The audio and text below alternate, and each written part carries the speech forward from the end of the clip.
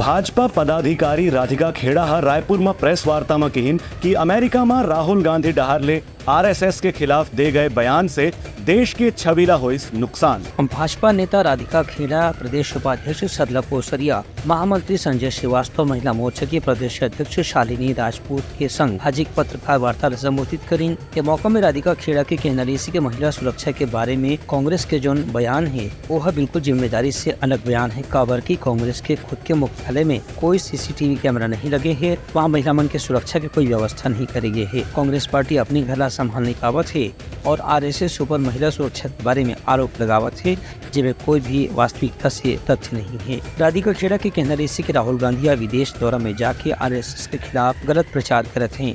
उनका यह आरोप रही से कि आरएसएस के बारे में राहुल गांधी जो बयान दीन है कि आरएसएस महिला मन घर तक ही सीमित होना चाहते हैं, ऐसे बात आरएसएस के पक्ष में कभी भी सत्य नहीं है।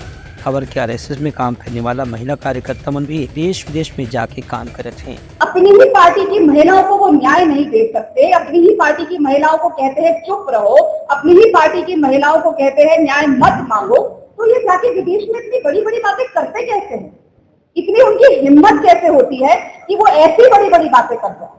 अब विदेश से हम देश में प्रदेश में आ जाते हैं। बात सिर्फ मेरे तक सीमित नहीं है, शुरुआत सिलसिलेवार चलते हैं।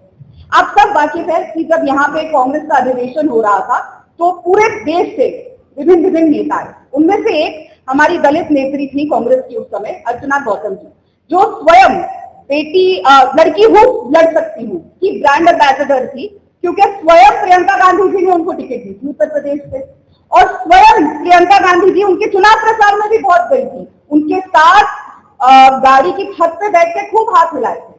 लेकिन जब वो बेटी यहाँ आती है तो क्योंकि वो एक दलित बेटी है, आप उसको दबाने की कोशिश करते हैं और उनके जो पीए है संदीप सिंह, वो उसको धमकाते हैं, गाली गलौज करते हैं। उस लड़की ने आवाज उठाई, जो बात कही जाती है ना, न्याय मांगा, आवाज उठाई।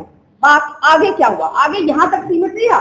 वो बात अलग है कि फुटेज गायब कर दी गई, कार्रवाई नहीं करी, पुलिस ने कुछ नहीं किया, बघेल जी की पुलिस थी, कांग्रेस की पुलिस थी, किसी ने कुछ नहीं किया।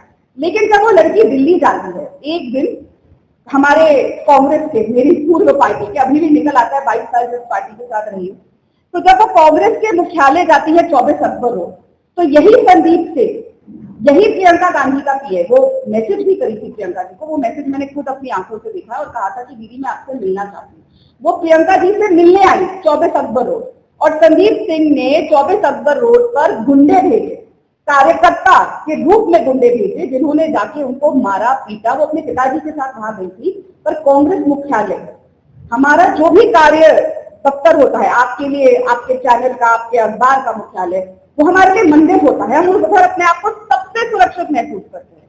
और कांग्रेस पार्टी जो देश की सबसे पुरानी पार्टी है, सबसे पुरानी पार्टी, उसके मुख्यालय में 24 अक्टूबर रोड में जो एक मंदिर है सबके लिए, हर कार्यकर्ता के लिए, उसमें उस लड़की को पीटा जाता है।